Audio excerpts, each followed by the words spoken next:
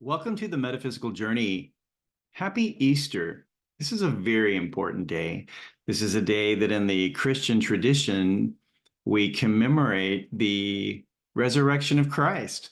So it's a big one. Christ was crucified over 2,000 years ago. So this has been around for a while. And so it's a big one. On today's Easter message to you, what I wanted to do was pull three cards from the Christ Consciousness deck oracle, and it's by Amanda Ellis.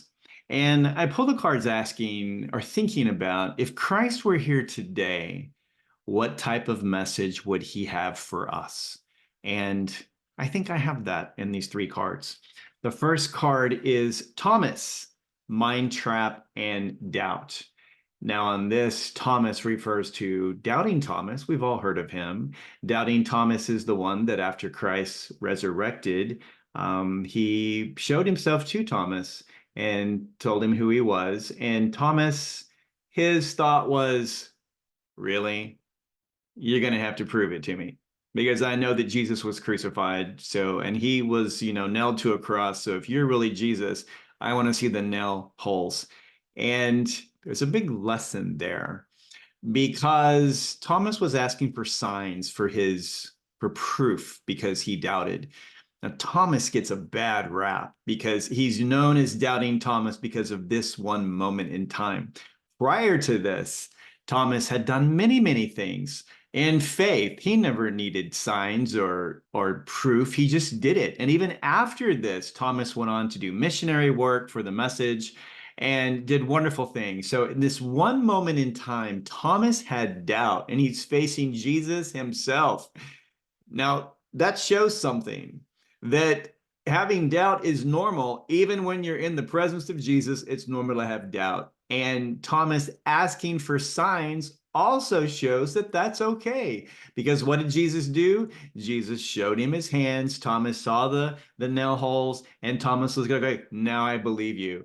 So in our life, it's perfectly okay to ask for signs when we have doubt. We should, because on this, it says, what does it say? It says mind trap and doubt. Because if we don't ask for signs, if we don't seek clarification, we start to just disbelieve something.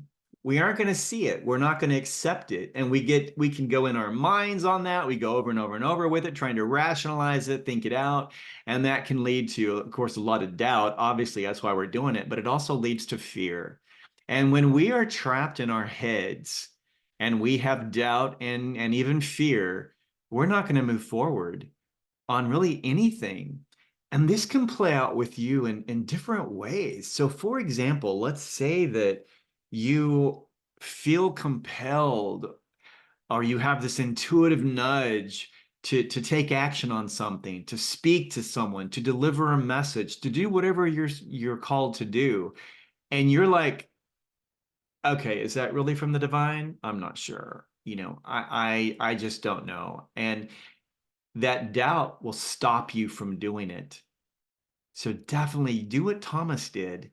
In his moment of doubt, he asked Jesus himself for a sign. He asked Jesus, prove to me that you are who you say you are.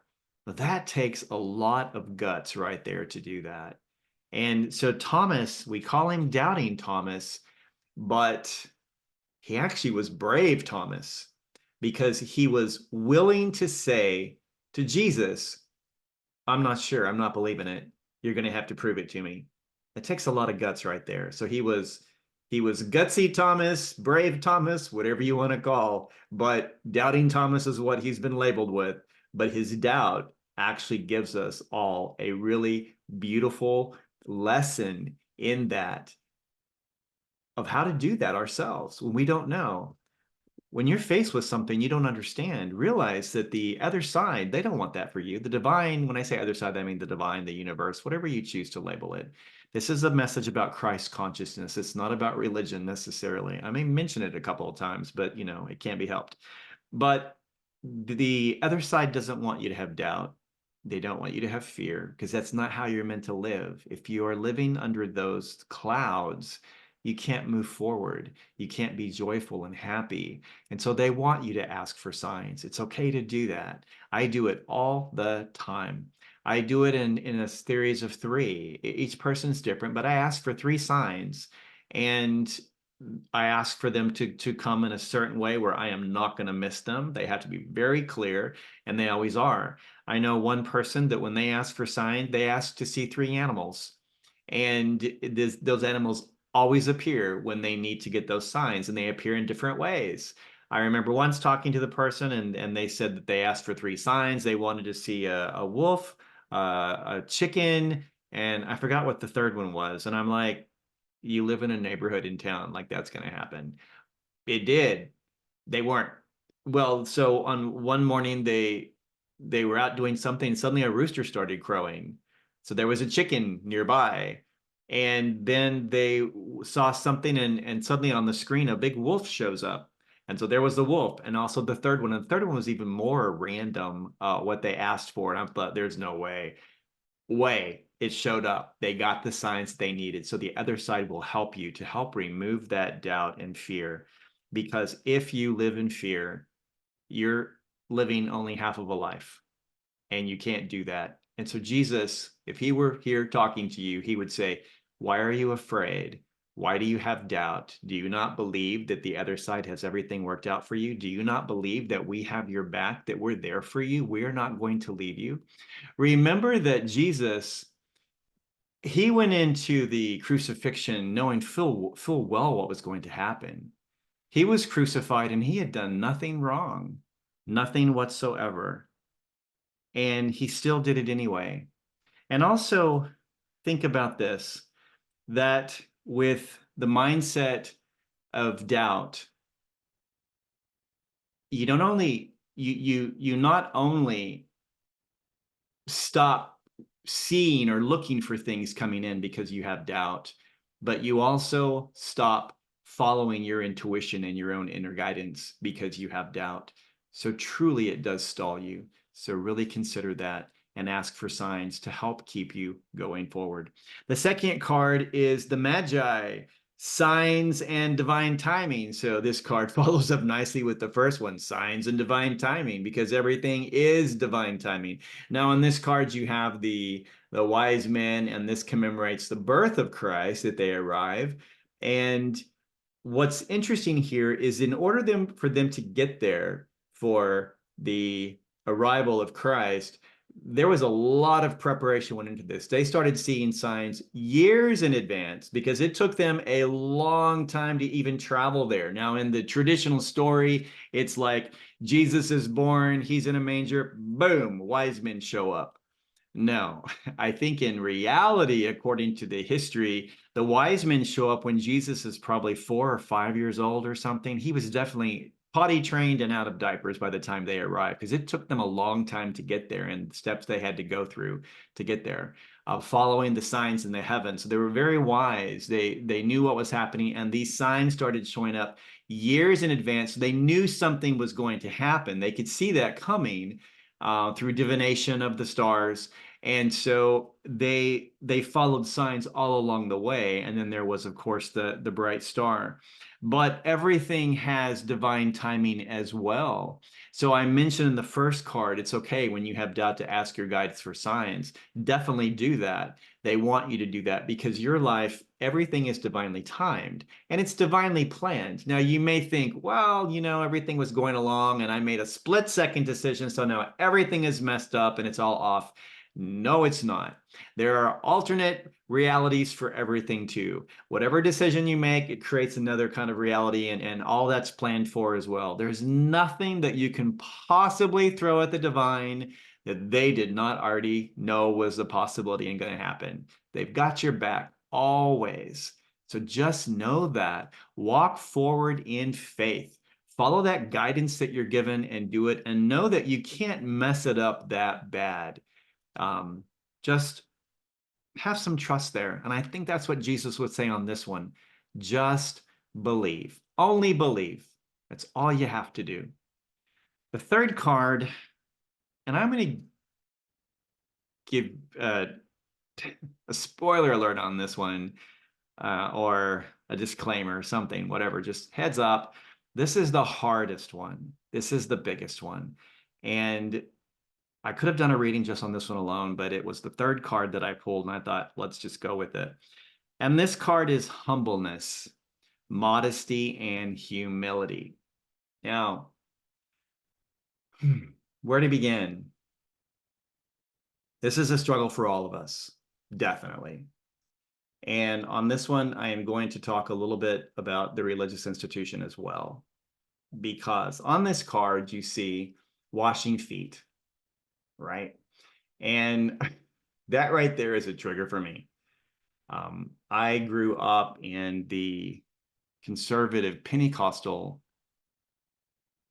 religious domain, and foot washing was part of what we did, and it was usually associated with communion. When we'd have that, they would have communion and then, foot washing, and then after that there would be a fellowship of dinner and stuff afterwards.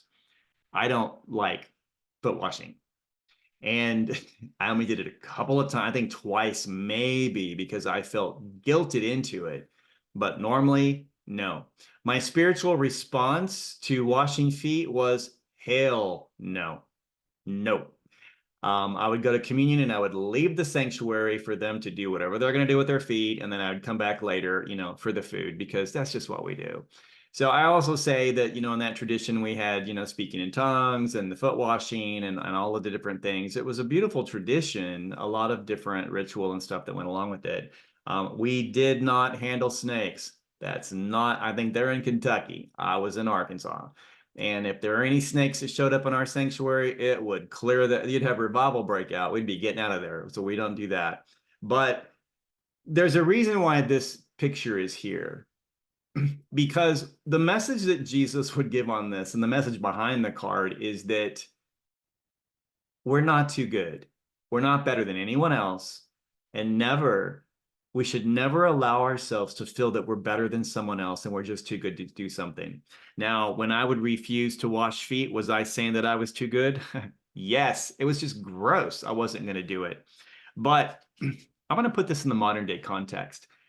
In the biblical times, washing feet would have to have been the nastiest thing that you could do for someone. It was nasty, because they didn't have cars and the roads were muddy, and on the roads you would have, who knows what was in that mud, donkey dew, horsey dew, duty do. I mean, who knows what was there, but and they were walking through that stuff. They didn't have sidewalks back then, so they were walking through that. So when a person would show up at your house or somewhere, their feet would probably just be caked. And you don't want to walk in somewhere, because you don't do that.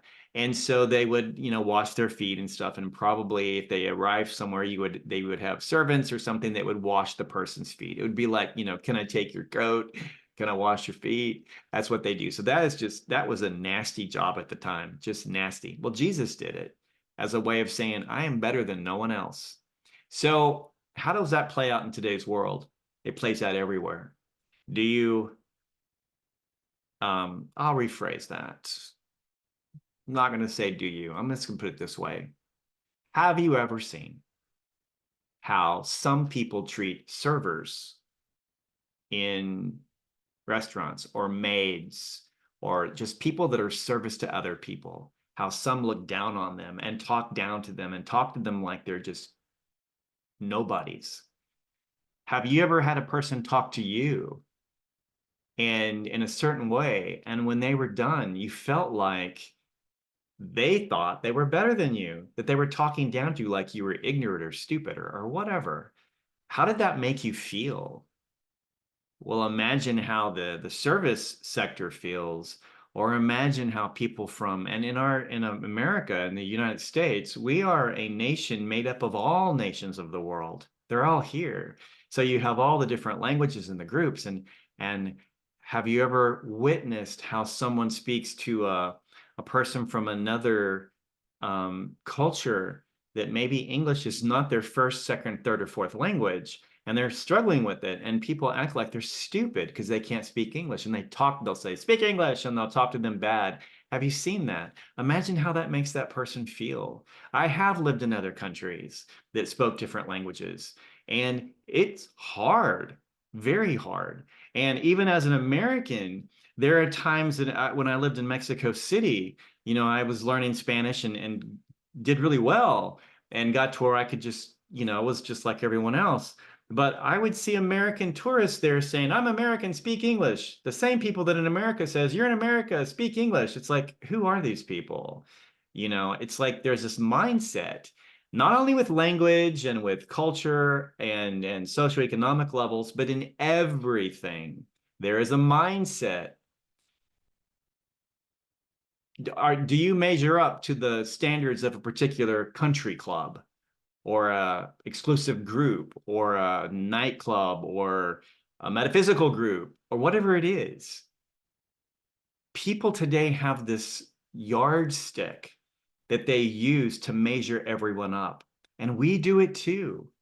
We do in some way, whether it's how from the external appearance, or maybe it's how they speak, how they write, all those different types of things that we look at that and we're like, and how we respond to them is really what's most important. We may think those things, but we still respond kindly. But there are a lot of people that don't. And there are many times you probably realize that the treatment you received from someone, they were not being kind towards you. They were just judging you and ruling you and treating you accordingly. Would Christ have done that? No. If you look at the stories in the Bible of some of the people that he had some of his best work with, they're people that the rest of society had nothing to do with, such as prostitutes or lepers, people with different blood issues, those types of things. They were on the fringe, the definite outskirts, if not completely removed entirely from society. Lepers, for example, were living in communities out in the middle of nowhere or in caves because they were not allowed back in. They were ostracized, completely ostracized. And we live in a world today where many people are ostracized. They're ostracized by society, by groupthink. There's cancel culture. And in this year alone, we're in election year.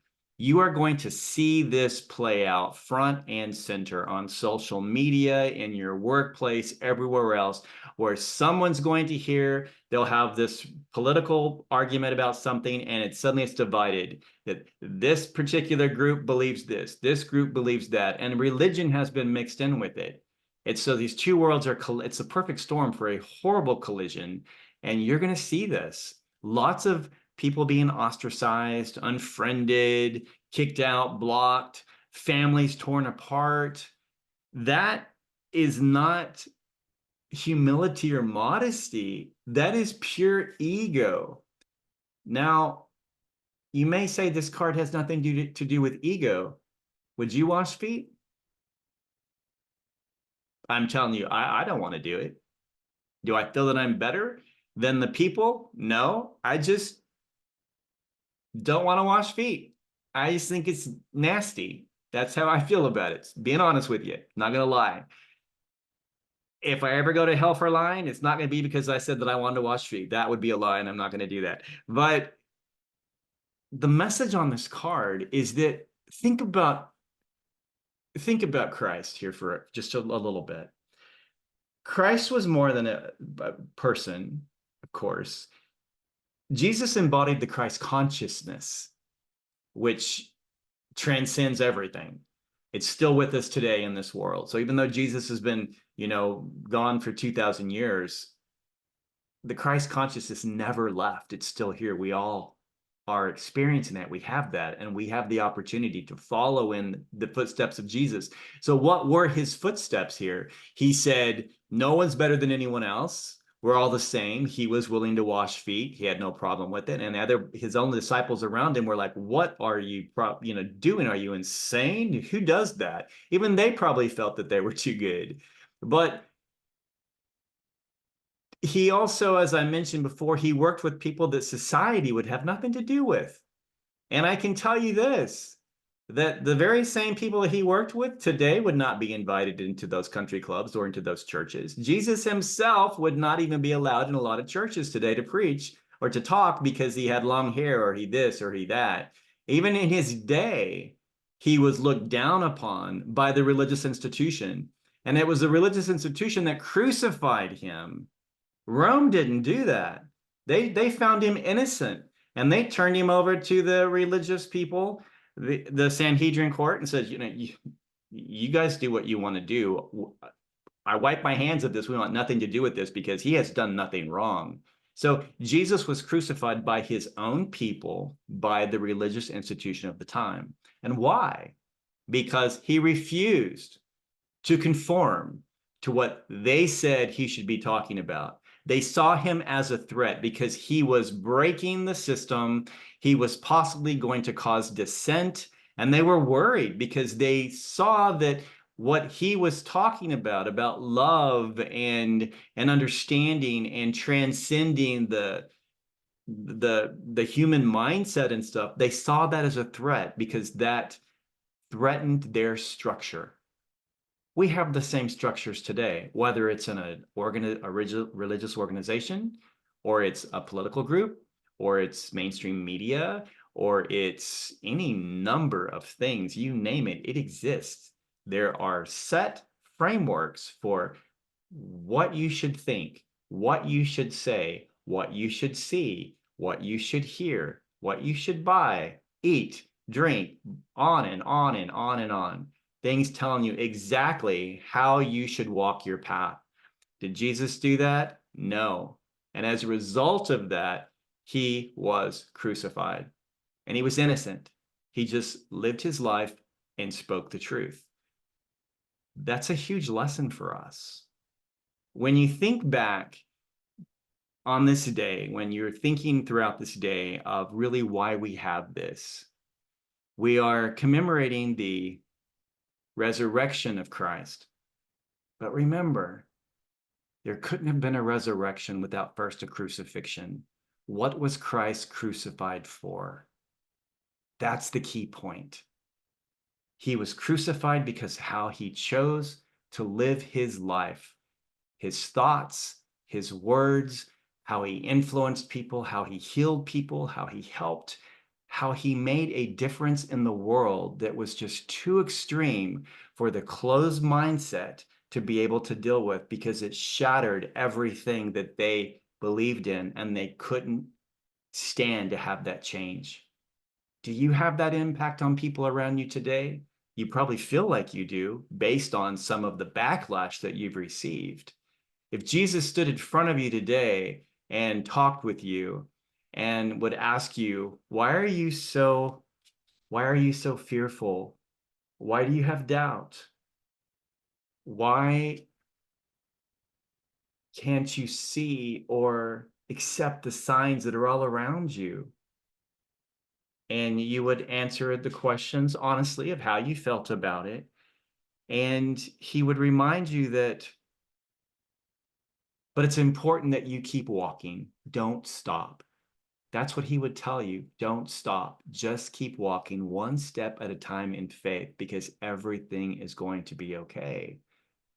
Jesus went into the crucifixion knowing full well he was going to be crucified. It was no secret to him. He knew what was going to happen, yet he still did it because he stood his ground. He continued to walk in the message that he knew to be true, the same way that we can do today. That's the best example that Christ can give us. If we truly want to live in our highest light and in Christ consciousness, in order to be in Christ consciousness, we first have to remember who Christ was and how Christ lived and how he lived consciously. Nothing was a surprise for Christ. He knew everything going into it. Today, we have lots of surprises. We don't know what we walk into. But what we can know is that as we move forward, we can do so with faith. We have to do it in faith. And we also do so knowing that the other side, they know the outcomes. This is all divinely timed, and everything is as it's supposed to be. We can't mess that up. So I hope that these cards have helped in some way, given you something to think about. The resurrection, this is huge. And a lot of people, many people, unfortunately, have completely got it backwards. For many, it's just a day to go to church. It's the one day of the year that they will go. And I know some years ago, I worked in commission sales and I sold jewelry. I worked for a jewelry store. And I hated Easter. I did. Because prior to Easter, people come in and spend thousands of dollars on jewelry, diamonds, you name it, everything. Because they would go to Easter Sunday decked to the max. They bought all new clothes. They just completely were a different person. And I hated Easter because on Monday, all that jewelry started coming back for refunds. They bought it just for one day. They could have just rented it maybe, but whatever. And that I thought was so sad. Why are they doing that just to put a show, just to look like they're whatever, to go to a church service? And then they would never go again till the next year. And that's unfortunately the way a lot of people are. Now I'm using that example of them going to a church, but the same thing happens every time we go out in public. We have a certain appearance, a facade that we want to put out so that people will see us and view us in a certain way. Is that often in modesty? No. It's often very expensive, actually, to do that. But it's because it's what we do because we want to be seen and perceived and taken in a certain way. And it does make a difference in our society. People will treat you differently based on how you dress on the outside and what they see, and they judge you on what you say, etc. Jesus, in his time, didn't follow that. He was his own person, and he just stayed true to what he knew to be true. So however we choose to dress on the outside, and I'm not going to go into that one because it's like I'm guilty of that too, but what's very important is what's on the inside reflecting out. When we go out in society, not being too, we have to try to not be so mindful of how important we believe we are that we start to see others as unimportant, because everybody is equal. We are all equal sparks of light from the divine, every single one of us. In this particular, if you don't believe in reincarnation, don't listen to the next part I'm going to say. But this particular life, we have chosen to come in the form that we're in and the particular lifestyle that we have because we're learning lessons. In other lives, we may have been very wealthy. We may have been very poor. We may have been a variety of things. The next life, who knows? But we chose this for a reason. But we are each divine sparks of light, and we are equal in the eyes of the divine. You are loved just as much as I am loved, and vice versa. And we are loved the exact same as the person on the street that maybe is homeless or a horrible drug addict or any number of things that we look down on them possibly, or society looks down on them and says, you know, they are just basically street trash. They're not street trash. They are children of the divine that in this particular life have chosen that life. They've sacrificed who they are to come down and choose that life because they're learning a very important lesson. Jesus did the same thing. He chose to incarnate in this life and take on that huge role of, of everything he did, knowing he was going to be crucified in the most cruel way ever. Roman crucifixion was meant to be painful, long, and horrible. It was the worst form of crucifixion that there could be. And he chose that. And the person on the street, the person in these horrible situations, the ones that we look down and say, I don't want to be like them, they also chose that. And so when you hear someone say something like, oh, well, there but for the grace of God go I, what are they saying? They're saying, I am better than them. and God chose to give me a better life because I'm better than them. That's wrong. That's very, very wrong. And we have to be mindful not to allow ourselves to get to that mindset, because that's not what Jesus would do. Anyway, hope these cards have resonated with you in some way, gives you something to think about. And remember today, as you're thinking about the resurrection, remember there couldn't be a resurrection without first a crucifixion. And the things that Christ was crucified for and the way he lived, that's where the true lesson is, right there. Have a beautiful day, and thank you for following me on the metaphysical journey. And happy Easter, everyone. Happy Easter.